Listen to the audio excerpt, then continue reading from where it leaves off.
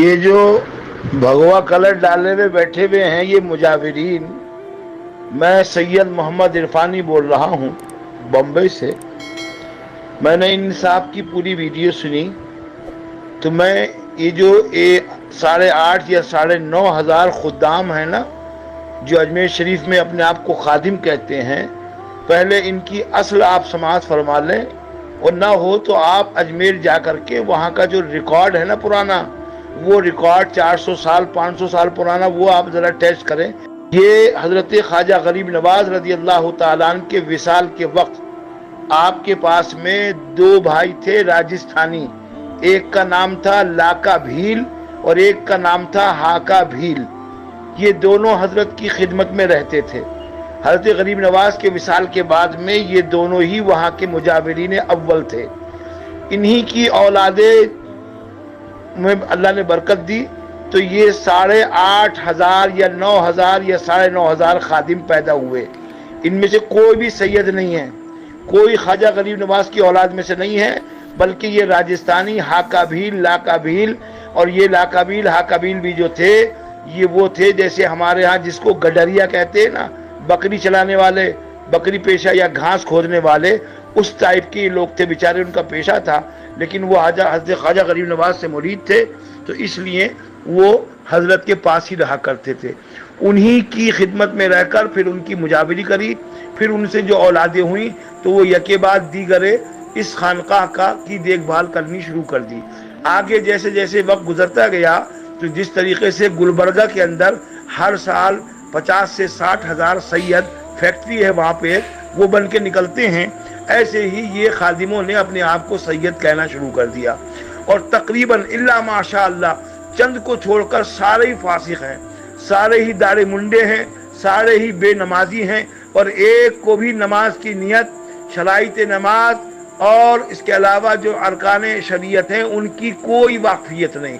صرف ان کو ڈھول تماشا، ڈھول تاشا اور قوالی سننے ہی کا شوق ہے، اسی کو سنتے ہوئے پیدا ہوتے ہیں، اسی کو سنتے سنتے مر جاتے ہیں۔ نہ ان کو اسلام کی پڑھی نہ شریعت کی پڑھی، بلکہ یہ خواجہ غریب نواز کو بیچ رہے ہیں۔ چنانچہ جب ان کی سنگت کے ساتھ میں آپ حاضری دیتے ہیں تو یہ آپ کی منڈی پکڑ کے حضرت خواجہ غریب نواز کے قدموں میں نیچے ڈالتے ہیں اور چادر کھینچتے ہیں، ہمیں بتاتے ہیں بے ادب، اور خود سب سے بڑے بے ادب ہے۔ منڈی کھینچ کے اندر مزار میں کرتے ہیں، اوپر سے چادر کھینچ کے کہ خواجہ غریب نواز اس کا یہ کر، اس کا یہ کر، اس کا یہ کر، اور یہ کہہ کے لا چراغی،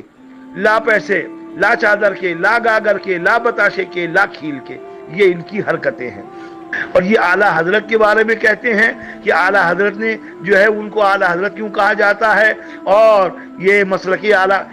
حضرت کیوں کہا جاتا ہے۔ خواجہ صاحب نے کوئی تفصیل لکھی ہے، فقہ کی کوئی کتاب خواجہ صاحب کی تمہارے پاس ہے؟ اب اسلامی شریعت کے مطابق جو اسلام کے احکامات ہیں ان کو عمل کرنا ضروری ہے امت مسلمہ پر، اور وہ بھی ایسا بندہ چاہیے جو قرآن و حدیث کی صحیح سمجھ رکھتا ہو۔ یہی کام تو اعلیٰ حضرت نے کیا ہے کہ قرآن و حدیث کی روشنی کے اندر اسلامی احکام اور اسلامی جو طریق ہیں ان کو ظاہر و باہر کیا ہے، اور جتنے بدعقیدہ لوگوں نے اسلام کا نام لے کر کے اور اسلامی احکامات کو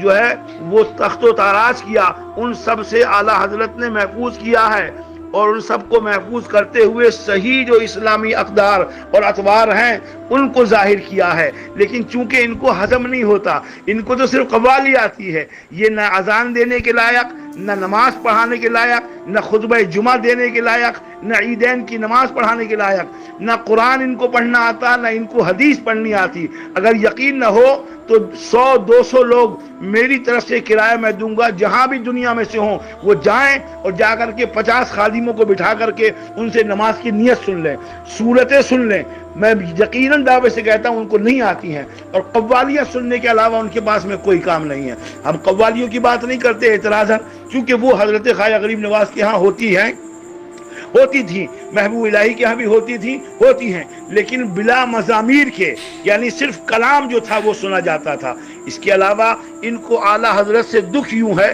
کہ اعلیٰ حضرت کا نام اتنا کیوں دنیا میں روشن ہے۔ تو میرے دوستوں بزرگوں جو بھی میری بات سن رہے ہو، اعلیٰ حضرت جو ہیں وہ ہمارے مشہور کرنے سے مشہور نہیں ہوئے ہیں، بلکہ انہوں نے اللہ رسول کی خوشنودی والا وہ کام کیا ہے کہ اللہ رسول نے ان کے ذکر کو پوری کائنات میں بلند فرما دیا ہے۔ بچے بچے کی زبان پر کے آ گیا ہے کہ عشق و محبت اعلیٰ حضرت،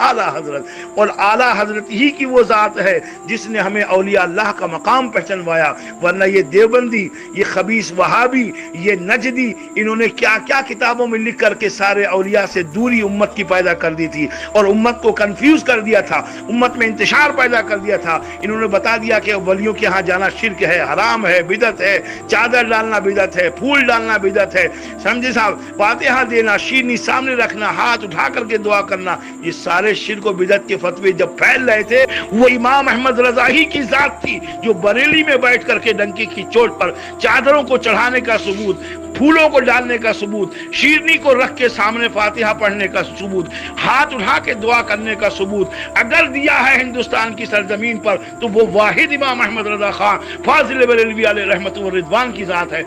نادان، جب تو نے قرآن و حدیث پڑھی نہیں ہے، حدیث کی سمجھ تجھے نہیں، تجھے کیا معلوم ہوگا کس کا مقام کیا ہے؟ تم سارے خادموں نے بیڑا غرق کر کے رکھا ہوا ہے، درگاہ شریف کا تم نے کھیل تماشا بنا دیا ہے۔ تمہیں شرم آنی چاہیے، غیرت آنی چاہیے۔